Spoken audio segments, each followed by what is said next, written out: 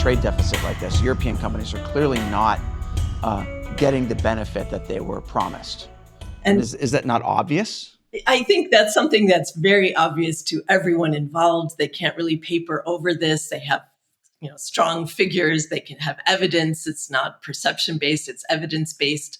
And they want, more access to Chinese markets. They want a level playing field. This is what they've been asking for as long as I can remember. I lived in Beijing from 2003 to 2007. This was the same mantra way back then. Things haven't changed. I mean, it's like they keep saying the same thing and expect a different outcome. So in the last days of Angela Merkel, when they have the EU Council rotating presidency. So about 2 years ago, Germany had it, and it was the last thing Angela Merkel did before the end of the year. She pushed through, because no one works at that time of year, but she managed to push over the line this comprehensive agreement on investment. The acronym here, because everything here is an acronym, is CAI. And she managed to push that over the line. And it's 3 years ago. And the Biden administration said, wait, hold on. We're coming into office. And they couldn't speak yet because they weren't, hadn't taken the oath of office. They weren't, the presidential administration. So Jake Sullivan sent out a tweet. That's the only thing he could do. He could communicate with the Europeans via tweet and said, please, we're coming into office in January. Please wait on this economic agreement with China. We want a transatlantic. He didn't say this, but my interpretation was we want to have a transatlantic approach. If we work together, we can help be more effective in shaping Chinese policy, and it will benefit both of us. It will benefit both economies. But the Europeans just barreled right through. They pushed that over the line, and it seemed to give them to lock in things that they had already negotiated. But the Chinese, like the great Chinese saying, to pick up a giant boulder and drop it on their own feet, the Europeans, the US and the UK had come up with a joint statements on and sanctions on Chinese officials in Xinjiang and about forced labor and the Uyghurs. And so China responded with super sanctions on Europe and to teach them a lesson never to sanction China again, not to even think about that. That was my interpretation of their actions. So they sanctioned 5 members of the European Parliament. So they hit every single party.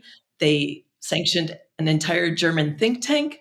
They sanctioned some individual scholars and the entire political and security committee and their families. So they just really upset everybody. So this agreement was put into the deep freeze, and that's where it has remained, because there is no chance it will come out, because the European Parliament will never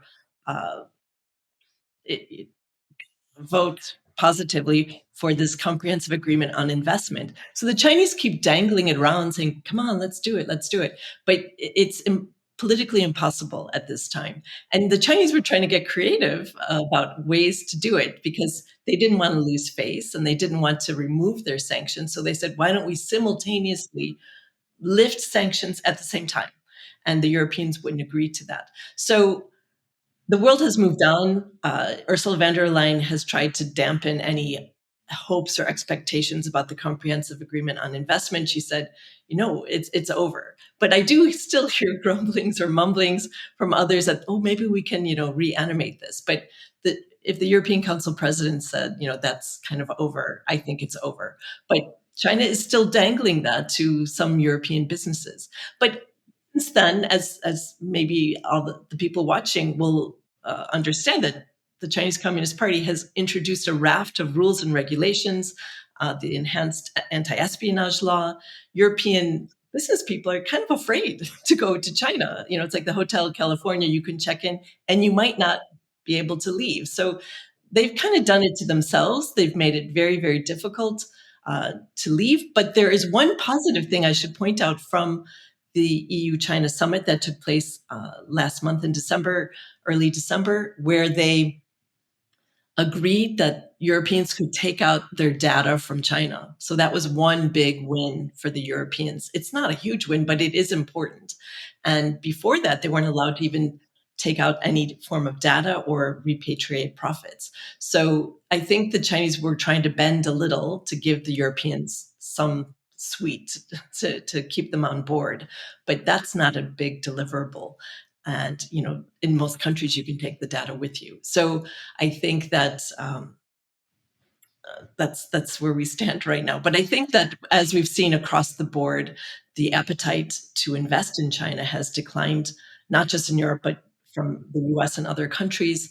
And these are things that there's a momentum that's building. And I think it's kind of hard, when you don't even know if one of your employees in China sends out a message on Weibo that might be construed as violating the anti-espionage law. It's very, very gray area, and companies are losing appetite to continue to do business there because they're very fearful of what the future holds. And it's getting clearly more difficult to do business in China.